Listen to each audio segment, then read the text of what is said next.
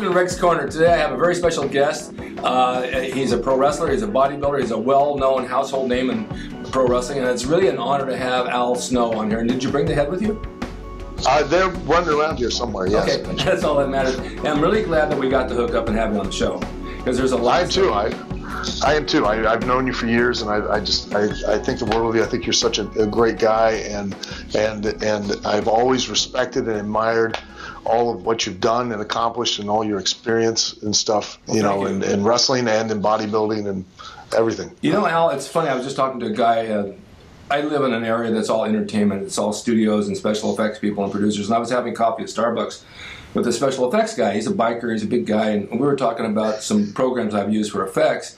And we were talking about how people do things for money. I've never in my life, I don't remember ever doing anything for money. I did it for passion. Yeah. I think that's changed too, Rick. I think, and this is just my opinion, it's just speculation, which is all an opinion is, but I really get the sense that young people these days, the majority, not everyone, but the majority of people in society no longer pursue, let's say, acting or professional wrestling or professional athletics as a whole, or musicians, or they don't pursue it as a passion, like it's something that they absolutely love to do. They pursue it to be famous, that they want to be celebrities. That's the driving force. Yes, it is. That and money. And of course we have to have money. We like nice things, and that's what it's all about, eventually. I'm not a complex person. I like living on the beach and training at Gold's back in those days and doing auditions and wrestling at night. What kind of life could he ask for? I didn't have to punch a clock 8 to 5. So it was a passion, and it is a passion. And so therefore, I want to ask you, what actually got you into doing wrestling? What inspired you to do, and how old were you when you started this? Well, when I made the decision that I wanted to be a professional wrestler, I was 14, and I saw it, and to this day, I don't know why I wanted to do it or why I still want to do it. I just felt so compelled, that I knew that was the thing I wanted to do. And maybe if I break it down, maybe it's because I wanted to entertain people and I wanted to tell stories and things like that. But there's not, I think you can agree, there's nothing else like it. I mean, I do a lot of acting now with, in films and things like that.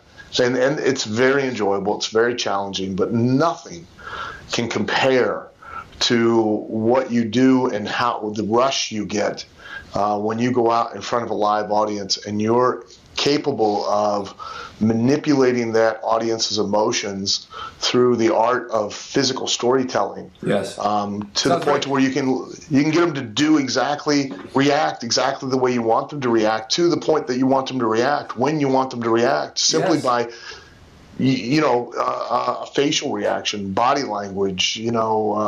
It's and you never stop learning. I mean, you're describing my dating life.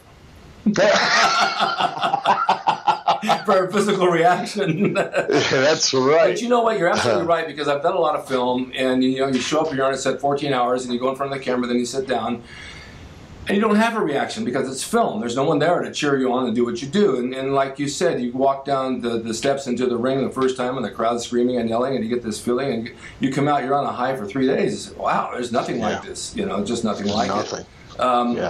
And in doing so, where did you first originate? Where did you first start out wrestling? Well, I started when I was 18 years old in Ohio. Was trained by at that time by a journeyman named Jim Lancaster. And you know what it was like when you got in, and I try to explain this to people that, and this is one of the aspects that has changed about the business. There's a lot of things that haven't, but it was easier to be a made man in the mafia than it was to become a professional wrestler at those times in those days, because the people that trained you, all they ever did was wrestle. They didn't do something else and then wrestling on the side. It was the only way they fed their family. It was the only way they made their living. Right. And they were held personally accountable for whoever they brought into the business. So if you came in and ruined things or did anything and screwed up, they then now had a harder time making a living because of what you have done. Very true. Because it reflected directly back on them. Very true. And that unfortunately, that's went away. That's not the same as what it used to be. This is what Mae Young told me when she trained me, because I trained with her every day for probably 7 months, and I drove Well, I drove from Bakersfield to L.A., which is about an almost 2-hour ride, and I wanted this. I was doing this. I was working in the gym. I was playing guitar in a band on Friday and Saturday nights, so I didn't have a lot of time. But I made time to be there 8 o'clock in the morning, sometimes 8 o'clock at night. And she said, I want you to learn Japanese style, Mexican style, American style, and shoot style, because those guys are going to jerk you around. And if you don't go with it, they're going to hurt you. So she said, it's going to make me look bad, and I don't want to look bad. And so I understood that, you know, but it takes a while to get smart, because you're not quite sure when you walk in the ring what's going to happen. You know. Yeah, that's true. And back in the day, they didn't really truly smarten you up. You kind of got smartened up as you went along. Exactly. You know? And the dressing room afterwards. When you got or in the car, or when you're in the car, and then they pull alongside the road and kind of explain things to you. Yeah. Or a couple of bruises here and there, and say, hey, next time you won't do that. That's right. But you know what? It's something that's no one understands unless they experience it. Nowadays, and I have a ring rat out here in my yard. We train on Saturdays, and I get a lot of kids and some adults. Everybody, as you know, wants to be a WWE superstar. They have their ring name, their music, and their wardrobe before they even step into the ring. And a finish. Supposedly. Yeah, the finishing move. And you got to know, I mean, back in the days, a roll-up or a submission was a finishing move. Today, it doesn't even count. Finishing moves today, they'll do it during the match, and they keep going. But I tell them, right? So I said, you know, you got to learn the basics first before you got to crawl before you can walk. And then one guy, I can't believe, he emailed me. He says, how long before I graduate and get my diploma so I can take it to WWE and show them I graduated wrestling school? Oh my God! And I try to have patience, and I can't. I just, oh my God, it doesn't work that way. And I went over and over, and he finally understood. And then he posted on Facebook, I just joined another wrestling school in Hollywood. Oh, okay, I wasted all my time talking to him. But this is not normal. This is normal. No.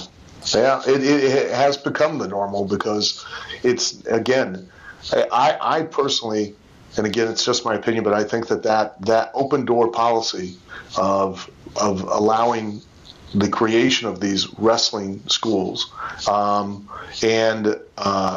then just allowing anyone to become a professional wrestler. Yeah. Like this guy, you know, I just went and joined to another wrestling school, which will tell him what he wants to hear, has led to the degradation of the wrestling business. That's exactly it. It's, you know, that's what's brought it down to where it is right now. And also with the indies and the people that are around this area in Los Angeles, none of them buy wrestling gear. They wear jeans or t-shirts, or most of them wear t-shirts because they don't want to show their body. And so they take a bump and they're adjusting the shirt. I said, what are you doing? Well, I don't want my fat to show. I said, adjusting your shirt, and you're in a fight, someone hits you, you're going to adjust your shirt right away? Or are you more concerned with winning the fight? Because you're putting up a show here in a battle, and now you're more worried. Okay, so I just tell them, you know, wear gear and learn to work like you're supposed to work. And they fight me on it, but you know, you need wrestling boots too. You don't come in there in sneakers. But here's the thing, and I think we need to clarify this, is that a lot of people that are going to watch this, and they're gonna say, oh, you know, Rick and Al, you're just old, you know, grumpy vets, and you're bitter, and how can you say that when, you know, they just drew 101,000 people in, you know, Dallas, Texas? And I think what people need to understand, when I think you and I are saying that the business is not the same as, or has degraded, is that, yes, WrestleMania drew 101,000 people, and that's amazing. It's an incredible accomplishment. Yeah. But if the wrestling business had not been degraded, there would still be, regardless of what the business is, you'd have WWE, which would draw 101,000 people in Dallas, Texas. Right. But then you would have another company that would cater to a lesser market. They would take a smaller percentage of the market, but they would be able to still survive. And then you'd have yet another company that would run on a regular basis that would be able to, appeal to even less of a market, and so on. Right. It's no different with Walmart and Target and, et cetera. They each have their own percentage of the market, where because of the fact that talent-wise it's been so degraded, you've really only got WWE now where a professional wrestler can make a living. Where years ago, you could make a living, numerous places. I was just going to bring that up. Years ago, when there were territories, you could go anywhere, work 5 or 6 days a week, and make a living. and have a good time, and then go somewhere else and work with other group of people, and then somewhere else, and just make a. I've got a helicopter going over looking for somebody, probably me.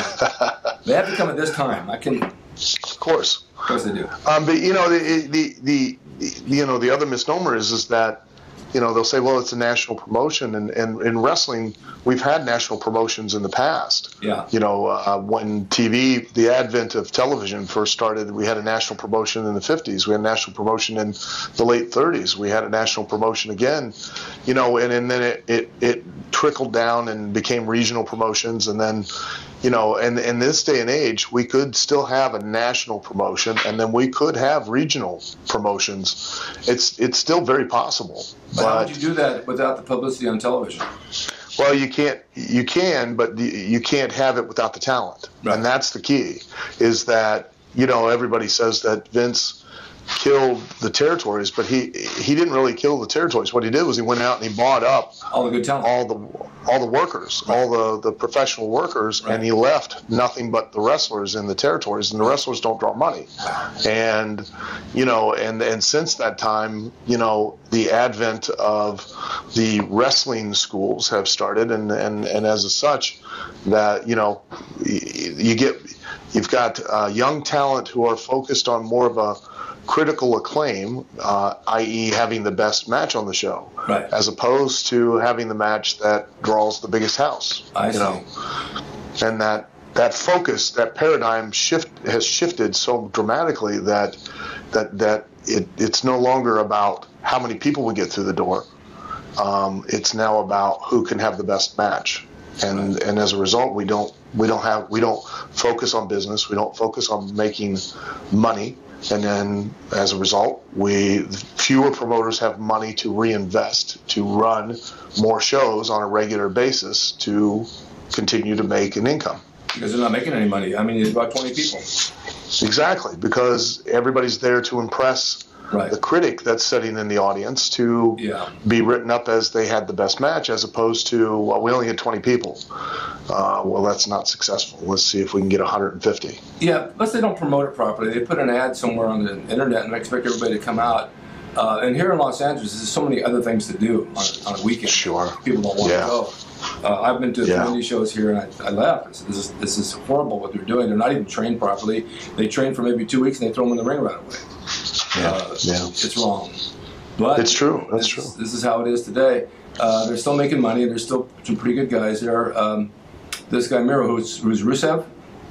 Rusev? Yes. He trained with me out here for 5 years. He came to me in a cab one day from Bulgaria. Had no money. He says, "Look, I want to be a wrestler. I really want to train." And I said, "All right, just come on back, and we'll do some classes here. You work with some of my younger kids and work loose with them and see how you do." And he did. They're on my YouTube. He's working with 12-year-olds. But what a nice guy. I mean, he put his time in, he worked hard at it, and he's worked hard at it, and now he's made a success. I'm really happy for him. He really deserved what he did. He's just a great guy. And I think, you know, to your original story that you were talking to the young guy that was training with you, it takes time. It takes years to really learn the skills to be able to perform and perform consistently on a level that to where you can be in WWE. Of course, it's not all spots, but they need to know the storytelling and all that. And the thing is that a lot of them don't want to learn that. They want to do all their shit, you know, as much as they can do at one time and say, "Look how great I am." I said, it's not a gymnastics show. It's wrestling. Right. And the second thing is they don't want to pay. If you tell them it's $50 a class, the parents say, "Why can't we do it for 10?" I said, "You just can't. You can go down the street and pay $5,000 up front. They'll take your money."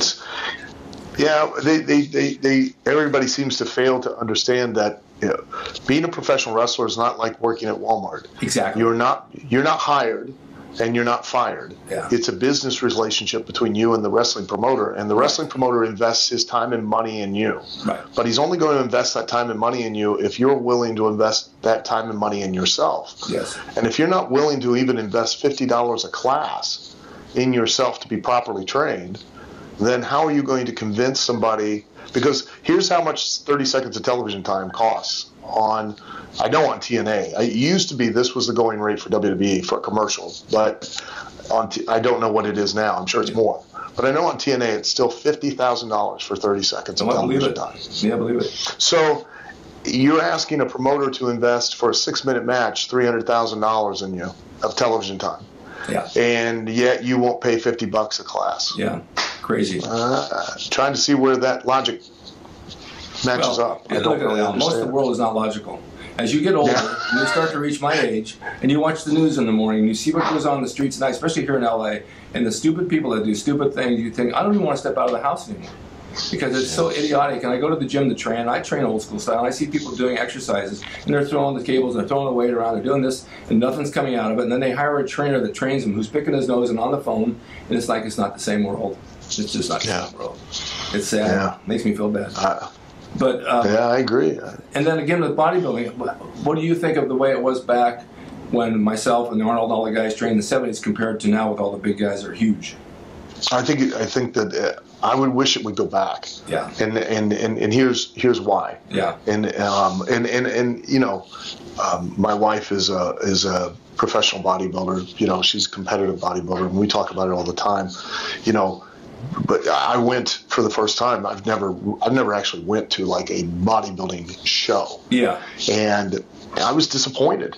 Yeah. Because I went to the prejudging in the afternoon, and you know, and watched them all, and that was all pretty dry and pretty set. You know, boring.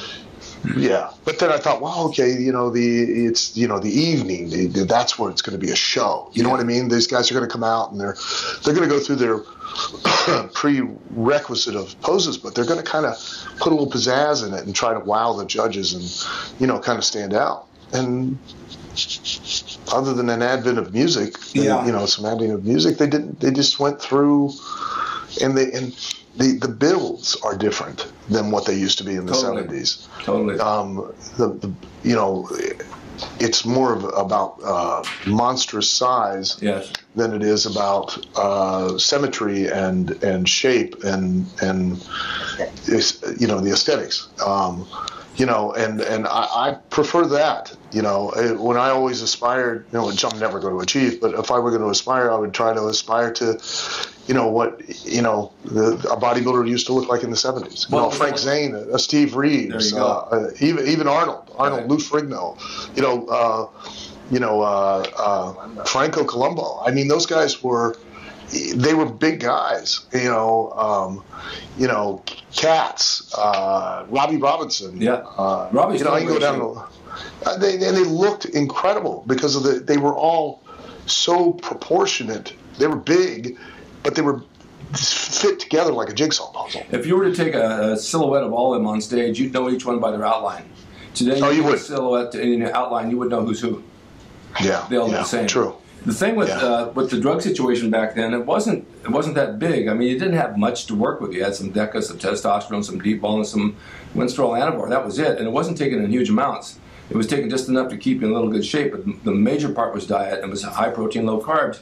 And people might say, how do you operate on low carbs? Well, you increase your fats a little bit, and you keep your protein high, and that gives you energy, and the carbs just whittle away the fat.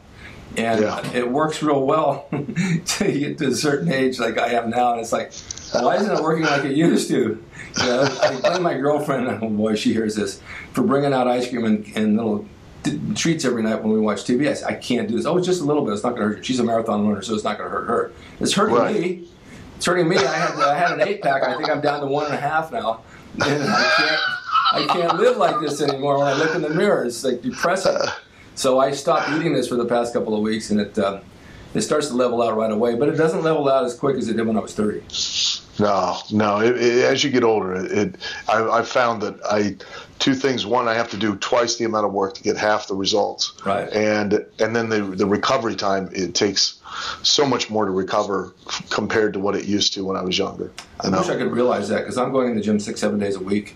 I'm doing something. Today I just went and I did the bike, and I did some calves, and I did some neck, and yesterday was like chest and shoulders, and I was tired, and the day before was legs. And I always think I'm going to recover quicker. And then I had Reg Park's son John on. He says, I made my best progress on 3 days a week. Well, I said, what am I supposed to do with the other 4? I had nothing to do. So, I mean, the gym for me is a place to train and a place to contact, meet people for my show, and socialize, because part of what I do here is all about socializing. And I got to go. I mean, I got to go even to get out of the house to be somewhere. And mentally, it perks me up, and my body perks up, and I'm ready to start the day.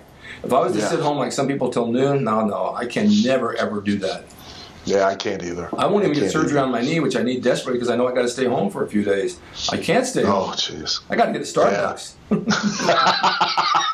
They need me over there. They need you there. Yeah. So how many days a week are you training now? It varies, but usually about 4 or 5 intensely.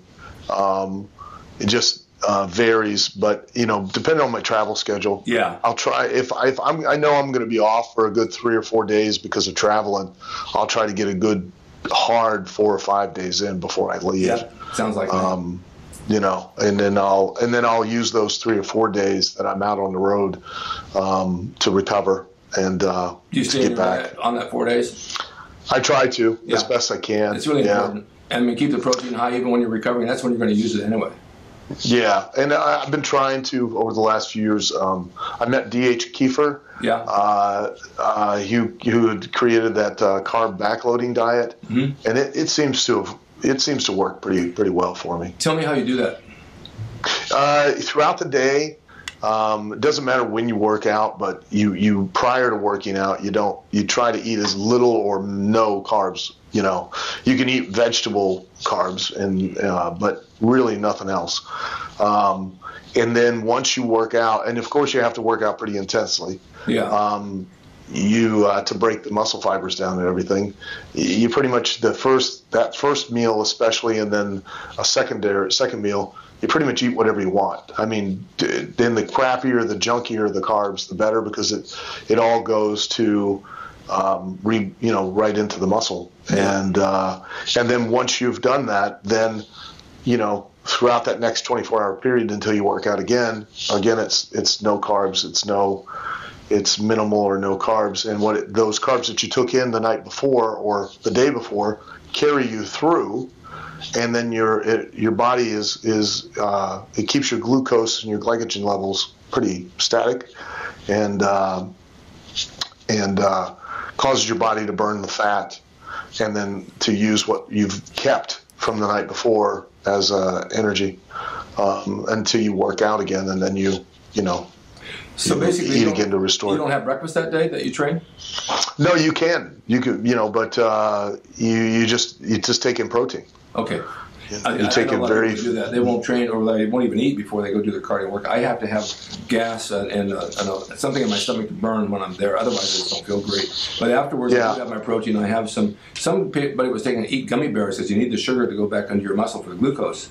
So they were doing gummy bears. Yeah. You gotta have. But they'll literally, after you get done eating, like after you get done working out, he said you can have chocolate cake, ice cream, whatever you want, because all that sugar, everything goes right into the muscle. Yeah. And then those carbs carry you through the next day. So you wouldn't have it after that. After that, the rest of the day's right on meals. Right. Yeah. Let's say like a typical person might work out like 5 o'clock in the afternoon, or 5 or 6 in the evening after they get off work. Well, then that dinner meal they would eat whatever they want, mac and cheese, but they have protein, but then they would eat a high level of carbs. Then another 2 hours they'd eat another meal, but fewer carbs, but still carbs and sugar. And then, of course, before they go to bed, just protein. And then from there on out till 5 o'clock the next day, when they work out again, just protein and very minimal carbs. Okay, well, I work out in the morning, so it would be complete opposite after that. Yeah, be complete opposite. You just do it the different way. You'd work out. You'd go in. You'd work out. Like have a protein shake that has high protein, no carbs. Afterwards. And then you'd work out, and the minute you got done working out, then head to Starbucks and have eggs and egg whites and whatever you want, and then pancakes and syrup and all of that, and then about 2 to 3 hours later you'd have a smaller meal with fewer carbs, but you'd still have carbs with that because it's still going into the muscle. Right. And then from there on out, so after you work out the following morning. Now. Exactly what I'm doing. It works remarkably. I mean, it does. It really does. Makes sense to me. You look really good right now. You're in really good shape. Thank you. I've been really trying. Have you tried? Many people suggest doing the higher reps, 20, 30, 40 reps per set. No. Well, I tried it. I didn't like it. I think that it wore me down too much, just like putting a pencil in a pencil sharpener and just wheeling it down.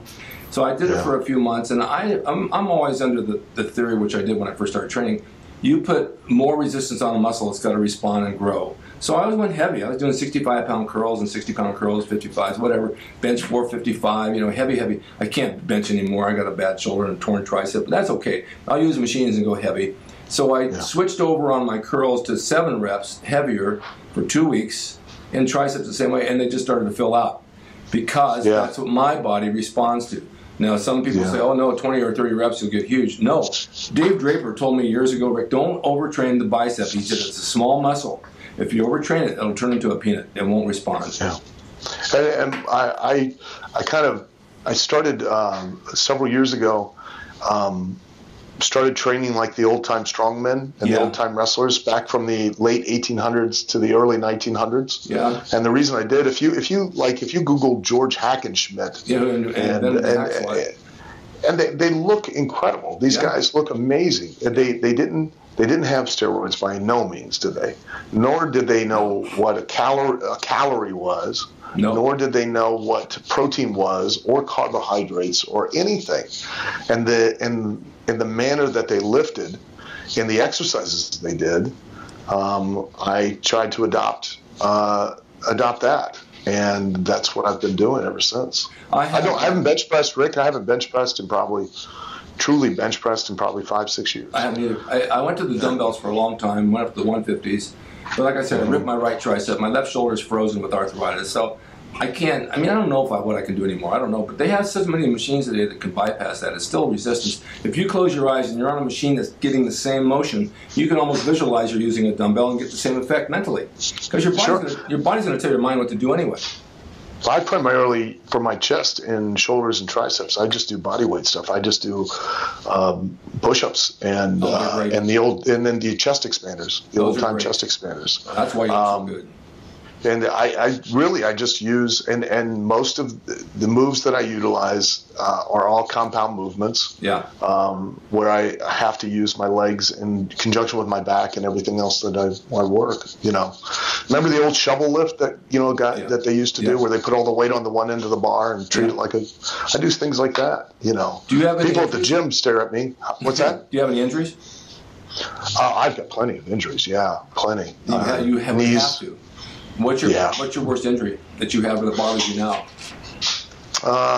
As far as working out is concerned, probably my knees are both pretty torn up, and the right shoulder I completely dislocated years ago, and it'll cause me problems literally completely down my right arm. You get numbness in my left side. You get numbness in your hand? I do from my left side of my neck. I broke my neck in Japan in 2 places, and now I'm starting to get like a whiplash effect from where the muscles are tightening up and pinching off the nerve and where it runs down in the arm. I'm getting it in my hand. I only have a few fingers on this hand anyway, and so I got this numbness and I had carpal tunnel, so I had them inject some cortisone and it happened to open it up. But now I'm feeling this thing coming down my trap into my arm. I think that's part of it. Look for if you get a really good masseuse to work on not your trap, but on the anterior side of your neck. If you take your finger and push there, you'll find out how tight it is, and go down into where your collarbone is, where that soft spot. You'll see where if you push hard enough, you'll feel it radiate into your back and down your arm. It can open it up. And that's really where probably the majority of your problem is. I got a funny story because everybody asked me how I lost my finger. You can see that? Yeah. Right. So I always give a different story. I like to mess with people. We're in San Diego, my girlfriend and I, and they had Comic-Con there. And so we're in a crowded elevator, and some lady reaches out and she grabs the door, and I said, "No, don't do that. Don't." Why? She says, "Why?" I said, "I did this 2 years ago at the same hotel, and I lost my finger. However, they give us free room here. We get all the food we want for the rest of our life just to compensate for that." So these people are looking around. They're always looking at my girlfriend to see if I'm telling the truth. Is that true? And she looks at them and she goes, "I don't know. Last week it was an alligator." But the funny story is that Joe Gold, and I always say this, you go down to Gold's Gym in Venice and you ask any young guy who's Joe Gold, they don't know. If there had never been a Joe Gold, would there have been a Gold's Gym. And Joe Gold built all of his own equipment. And back in '83, I believe, he gave me his table saw because I was adding on to my house. I still have it. On Halloween one year, in year 2000, I think it was, I was reaching it for a piece of wood, and I leaned on the saw, and the blade was going in and cut 3 fingers off. Really? So the little one fell on the ground, the other 2 were dangling, so I called my son, he comes out, he wraps it up, we go to the hospital, and I brought the finger home, I have it in a jar, because it's... Do you really? Yeah, I do. So people said, they never tell them the truth, I'm telling you though. The table saw, it was Joe Gold. Joe Gold was an icon. This is history, that saw, and it built all the equipment. But it did cut my finger off. And I've used it since, but someone says, why don't you get rid of it? I just can't get rid of the saw because it was Joe Gold. Right, yeah. It means something, you know? Sure. So, but I can work out. It's just, I use a little grip sometimes because my grip is off with that little finger, but I found other ways to make it work. But, you know, these are numb around here because they were severed, but now the whole thing is, and it was a carpal tunnel. But I think some of it's from here as well. So the injuries kind of like can hold you back a bit in training, but if you're a strong mind, you can get around it. You can, and you know it. If you adapt and you adjust your training, you know, I think a lot of people get too regimented into and too habitual with their training, and they don't realize that the more you vary it and the more you do change it up and the more you challenge yourself, for one, you're gonna kind of have more fun. You're gonna look forward to going to train more. No question about it. And you're going to get better results because your body's, you know, they don't understand, I think, people don't really understand how amazing the human body is. That no matter what stress or duress you exert on it and you put it under it, it's going to adapt. It's going to learn how to deal with it. And that really is what weight training is all about, is that, you know, you're literally putting your body under stress with this heavy weight, and then now it's literally breaking itself down to grow back stronger, to adapt, to now be able to deal with, you know, this added duress that you've put on it. You're exactly right. It's the way the old school thing. You put more emphasis on your muscle working hard to respond. Now, what you're saying is also too, it will adjust to it. So at that point, you got to change it again. Yeah. And I try to, ever since I changed and went back to the old strongman stuff, I also kind of adapted the philosophy of Mike Benser. You know, get in there, go as intense as you can, and get out. Don't, you know, the 20, 30, 40. I used to do routines where I would do 100 repetitions a body part. Yeah. And it never caused me to grow. It would, you know, I'd burn a lot of, you know, fat and get into shape, but you get tired. You get tired. But I found that, you know, if I went in there and I, put the weight, got right to it and put the weight on it, and you know, try to keep the reps between 4 to 8 reps at the most. Exactly. 8. Exactly. And you're pushing yourself to get 8, then that's the way to go. That's right. You're doing some damage that way. Tell us more, just a little bit about what you're doing over in London right now with your wrestling school. I'm opening up an academy in London, England. The doors open April 29th. It's in Croydon, which is on the south side of London. We have a beautiful 6,000 square foot facility. We've got 3 rings. We've got a 16-foot, an 18-foot, and then we've got an 18-foot 8-sided ring.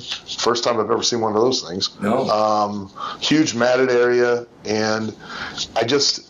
my business partner lives there in London. I located it in London because I've got, and you know how important this is, I've got a team of trainers who have all been doing this for a living and nothing else. It's not like they did it on the weekends, and they really have an understanding of what they're doing because it's all they've ever done.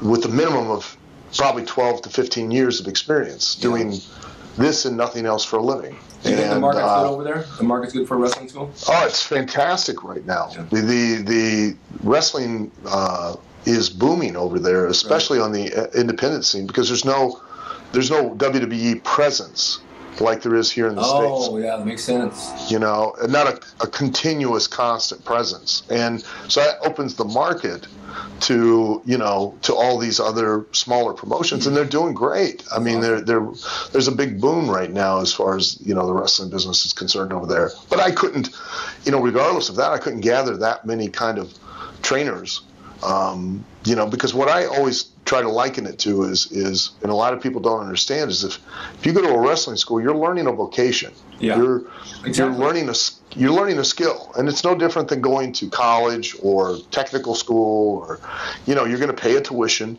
that will allow you to go out and have an opportunity to make a living. Well, with professional wrestling, let's face facts, you're learning skills that could allow you to, who knows, you could be the next Rock. You could end up in Hollywood. You could end up making movies. You could end up being an international superstar. You could travel all over the world. You could make God knows how much money. Yeah. Now, granted, that's the exception. It's not the rule. But those are the skills that you're trying to learn to be able to pursue, to do. And a lot of wrestling schools, especially here in the United States, and I'm not knocking them, but it's no different than if I were to apply to a university and I want to go for accounting. Mm-hmm. And I go in and I pay my tuition, and the guy goes, I go, well, who's my professor? And he goes, well, this guy here, he was at the top of our class last year. He's really good. He's just incredible with numbers. He's going to be a professor. Well, has he worked anywhere? Well, no, he's never worked anywhere. He's never had any actual experience working for a company or been an accountant for any businesses, but he's the top of the class. He's really good. Yeah. Well, what are you going to teach me? Yeah. I've been taught that opinion is the lowest form of human knowledge because it takes no information to create one. It's all based on supposition and assumption. Right. If you want real knowledge, you first have to have information, and then you second have to have experience. And really, it's more important to have experience than it is even the information, because if you don't have the experience, you can never quite understand truly the information that you have. Exactly. And no matter how talented this guy is that was at the top of the class for accounting last year, he does not have that integral part of what he needs for true knowledge, which is experience. And, to drive that point further home, I mean, a doctor goes to medical school for 7 years and then goes to an internship for another 3. Exactly. But he only goes to get the experience to now understand what his information that he's gotten for the last 7 years is. He applies it. Yeah. Makes sense. Yeah. Wrestling here, when I started in L.A., was a part of Hollywood, and you had Channel 5 and Channel 13, Channel 34. Yeah. And being on TV every week, people would watch you from the movie industry. And I started with Gene LaBelle. You know Gene? Oh, yeah. Yeah. Well, I trained with him, and I worked with him, and he was always doing stunts and stunt coordinating. He would always call me if he had a role for me and say, Rick, get down right away. I got something I want you to put you on. I got a lot of work through him doing stunts just from wrestling. And over the years on SAG and Screen Actors Guild, I built enough, not of him, but pension credits that I could take my retirement and had full medical coverage the rest of my life. So it did open doors in some ways, but you've got to be ready to walk through them. You have to walk through them with experience and know what you're doing, and not be gun shy about it and not be intimidated, but just do it. Because again, it comes down to those people are investing time and money in you, and you need to walk through that door prepared to be able to give them a return on their investment of time and money and feel confident that you can do it. Otherwise, they're never going to invest that time and money in you. Well, Gene's word in this business is gold. Everybody looks up to him. So, I mean, when I made sure I did a good job, and he's called me back, I can imagine, 30, 40, 50 times. Now that I'm older, I don't know what I can do anymore. Are you going to wrestle anymore or no? I would never. Listen, you look fantastic. I hope to God I look as good. I'm a custom car without a motor. That's all right. That's all that matters is curb appeal. That's all. I told my girlfriend I want one more match, lock up, take it home, and then one more orgasm, and I'm done. It's time to tap out. Yeah, I tap out the other way. You take over. I'm laying there. All right, so if people want to reach you, what's the best way to reach you on the internet? On Facebook, I'm on The Real Al Snow, and on Twitter, The Real Al Snow, and on Instagram, and The Real Al Snow. They can email me at snow@alsnowwrestling.com. You sure? And I had to get my own email right. And Al Snow's Wrestling Academy is on Facebook. We'll have the webpage up here very soon. We're connected to TNA with Impact Wrestling, working as in partnership with them as a training center for them now. So we have an outlet for our students to get, national and international exposure. If you don't have to live in England. If you truly want to do it, if you have a desire to do it, you'll go anywhere in the world, and to be trained properly. And you have to have that passion. I don't just accept anyone either. I make people try out. I make them so they prove to me if they really truly have a desire to do this. And I understand that totally, because that's what I always did on dates as well. They had to try out first. Oh yeah, you always got to get them to do the audition first. Exactly. I get them overhead chromium crotch lock and see if they could get out of it. I'm going to put all those links up, and I would love for you to email me some photos that you'd like me to use. Sure. Or anything that you want, and you have my email address, right? Do you? I think we'll just text. Rick Drasin at Gmail. It's easy. Got it. Rick Drasin at Gmail. I will definitely have you back again, and we'll talk some more. Please, I would love to, and we can talk about anything you want to talk about. I'm sorry we focus so much on wrestling. No, it's good. It's good. We got a little bit of everything, but we can always go farther. Thank you so much, Al, for being here. I really, really appreciate it, and I'm glad Rick. We were able to hook up. I will send you links to this. You can send them wherever you want, and we'll push it, and we'll do good stuff with it. Yes, I can't wait. Thank you, Rick. Thank you so much, and you guys out there for watching. I hope you very much appreciate having Al Snow on. He's a hard man to reach. He's all over the place, but that's good to have him here. And I love the fact that he was. And thank you guys for watching Rick's Corner, and we'll see you next time.